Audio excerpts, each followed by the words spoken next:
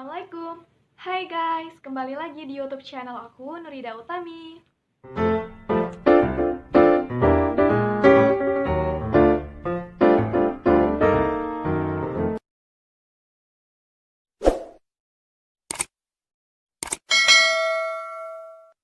Oke, seperti biasanya untuk teman-teman jangan lupa ya untuk klik tombol subscribe, like, dan nyalakan notifikasi loncengnya.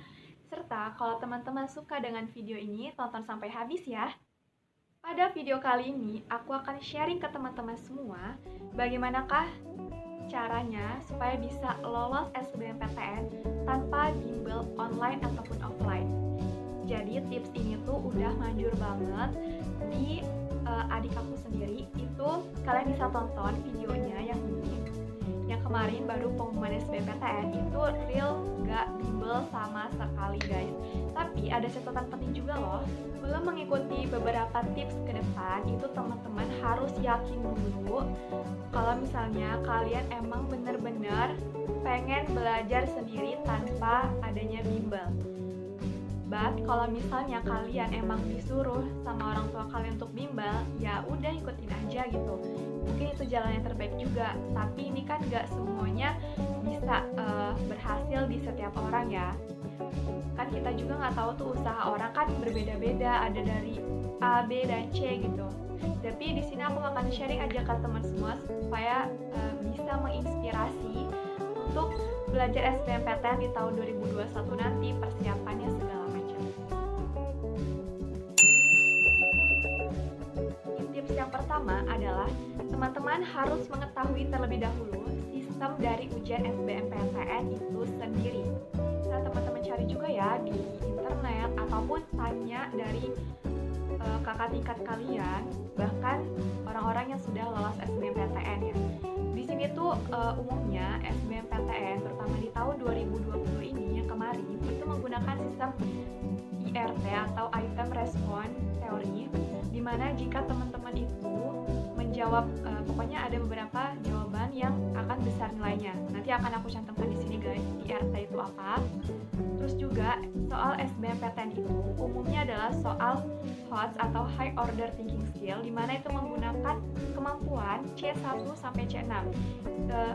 Soal HOTS ini tuh bisa dilihat juga pada taksonomi Bloom. Dari pertamanya tuh memahami ya, kalau nggak salah nanti aku bakal cantum di sini, sampai yang paling tinggi tuh meng-create atau mengkreasikan. Tips yang kedua yaitu adalah teman-teman bisa belajar melalui buku-buku ataupun latihan soal SBMPTN.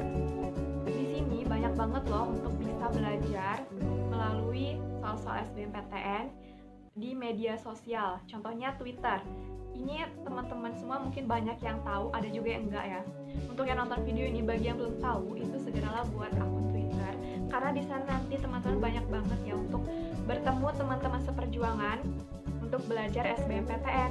Terus ada beberapa juga yang suka nge-share Google Drive tentang soal-soal SBMPTN. Jadi kalian itu belajar SBMPTN tuh di mana aja, asalkan niatnya kalian itu pengen belajar dan bisa lolos SBMPTN.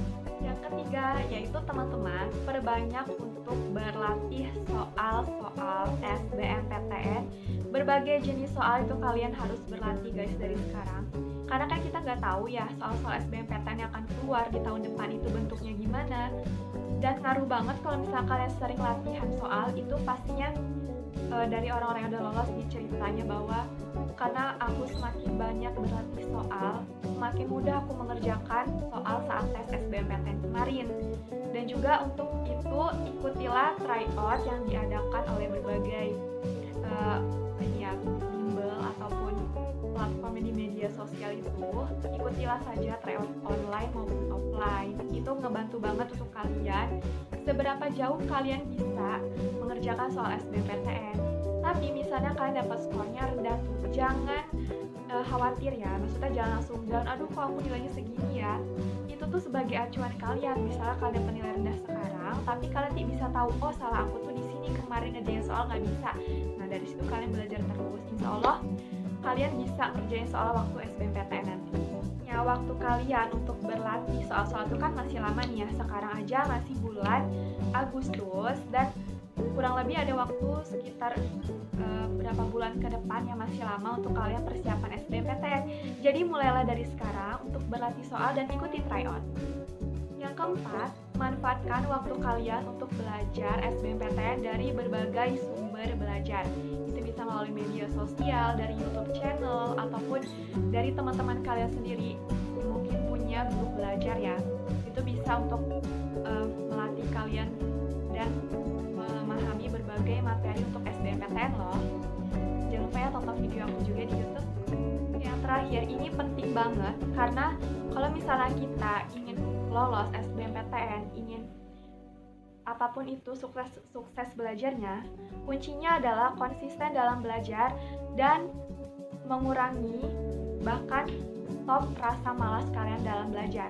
Itu penting banget karena kalau misalnya kita udah niat ya pengen belajar SBMPTN tapi belajarnya nggak konsisten, itu sama aja nggak ada hasil kedepannya. Untuk tahapan kita belajar itu nggak ada. Jadi usahakan teman-teman buang rasa malasmu dan stop mager-mageran, itulah intinya ya. Harus belajar yang giat dan berjuang lebih keras lagi. Oke, sekian video dari aku. Semoga ini bermanfaat ya untuk teman-teman semua dan bisa memberikan referensi untuk belajar SBMPTN, bahkan bisa menginspirasi juga ya, semoga, amin. Dan untuk teman-teman jangan lupa untuk tombol subscribe, like, dan nyalakan notifikasi loncengnya. Kalau misalnya kalian mau ada yang didiskusikan terkait dengan video ini, bisa tulis di kolom komentar ya.